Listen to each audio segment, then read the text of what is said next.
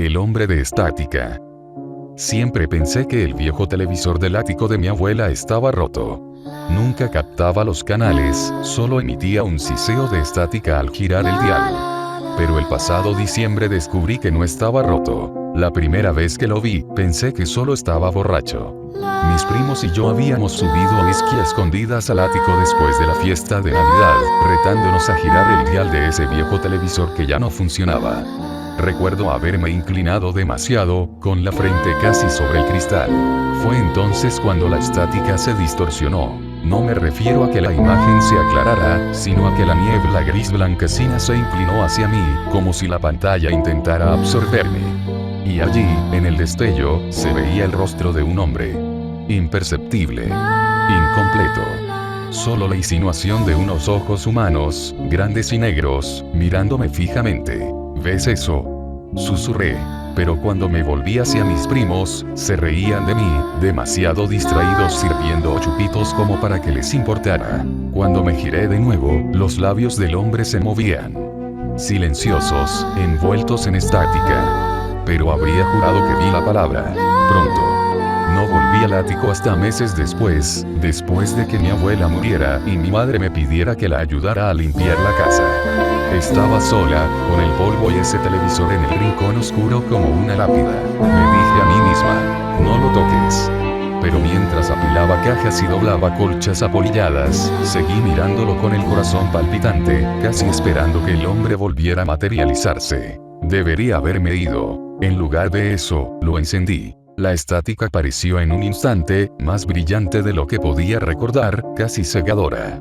En cuestión de segundos, la misma imagen se consolidó. La suave silueta de un hombre pegada a la pantalla. Esta vez, ni siquiera parpadeé. Su mano se movió, borrosa pero inequívoca, y la tocó contra el cristal. No tengo ni idea de por qué lo hice, pero levanté la mía y la emití. El cristal estaba helado. Y entonces, ¡Dios mío! La estática se cortó. Solo por un instante. Lo suficiente para verle la cara. No tenía piel. Solo músculos, dientes y ojos demasiado abiertos. Su mandíbula se desencajó, y aunque el televisor no tenía sonido, pude oír su voz en mi cabeza, zumbando como abejas en mi cráneo. Déjame salir. Esa noche, soñé con él. Estaba de nuevo en el ático, pero el televisor no estaba.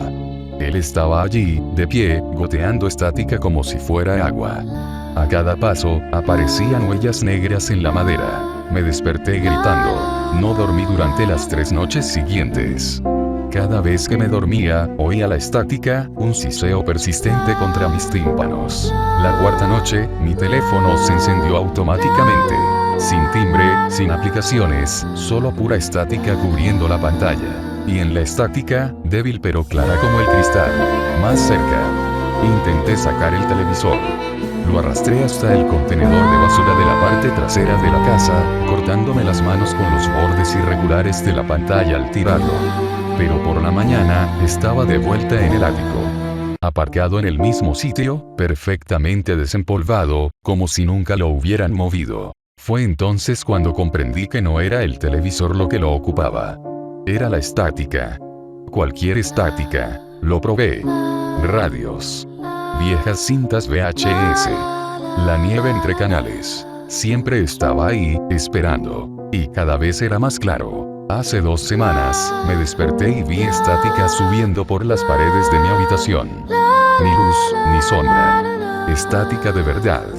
Como si toda mi habitación se hubiera convertido en una pantalla. Salió.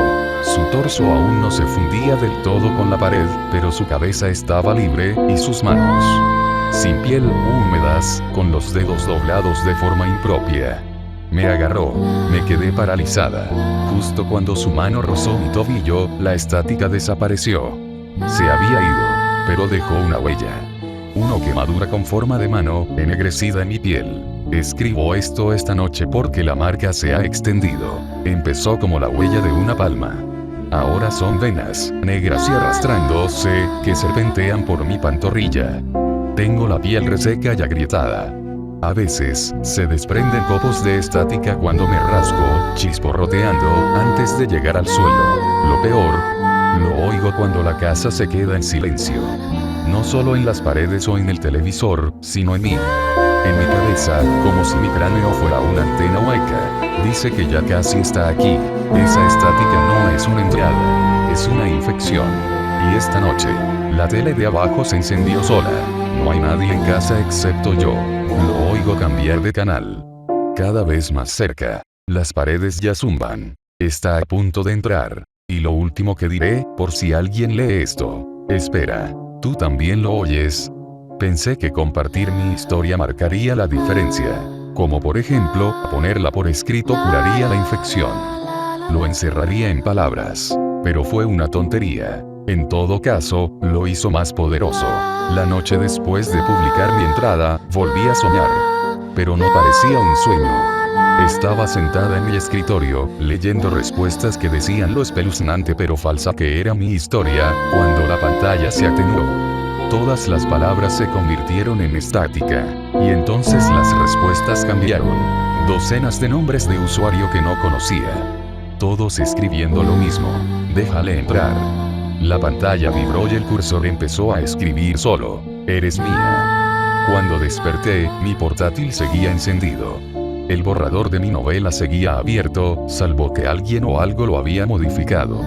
Mis palabras seguían intactas, pero entre ellas se intercalaban las suyas. De vez en cuando, en mayúsculas y negritas. Pronto. Pronto. Pronto. Las borraba. Guardé el archivo. Reinicié el ordenador. Pero al volver a abrir el documento, las palabras habían crecido. Páginas enteras. Esa sola palabra se repetía una y otra vez, como si la estática me atravesara. La infección es más grave ahora. Las venas que nacían en mi pierna se han reventado sobre mi pecho. Rayas negras, como si un rayo corriera bajo la piel. A veces se impregnan de un brillo etéreo, un destello fugaz, y cuando lo hacen, las luces de la habitación se estremecen en compasión. Ya no puedo permanecer en la oscuridad, porque es entonces cuando él se acerca. Cada vez que se apaga la luz o falla la electricidad, lo oigo acercarse un paso más a la superficie. El zumbido estático empieza abajo, como insectos correteando por las paredes, y va aumentando hasta que suena como si el aire se estremeciera. Y veo sus manos presionar las grietas. Esta noche he intentado una cosa más. Si se está propagando por las señales, quizás aislarme sea suficiente para detenerlo. Desconecté la tele. Rompí el teléfono. Arranqué todos los cables de las paredes. Incluso activé el interruptor, así que la casa quedó en un silencio sepulcral. Me sentí aliviada por un instante. Entonces recordé, el silencio ya no es silencio, porque la estática seguía ahí, dentro de mí. No sé cuánto tiempo llevo sentada en la oscuridad. Siento la piel como si estuviera infestada de electricidad. Cada 2 minutos, mi vista se apaga y miro a través de la estática en lugar de a través de mis ojos. Así es como sé que casi ha terminado, porque cuando la estática me alcanza, lo veo de pie justo detrás de mí. Aún más claro que nunca. Sin piel. Con una sonrisa demasiado amplia. Y su voz. Dios mío, su voz ya no está en mi cabeza. Me susurra al oído. Si esto es lo último que escribo, quiero que alguien lo sepa. La estática no es solo suya. Es un portal. Y cuanto más la miras, más oyes, más grande se hace. Creo que compartir mi historia también te contagió. Espera. ¿La oyes? Ese siseo en tus altavoces. Ese parpadeo en tu pantalla. No te des la vuelta.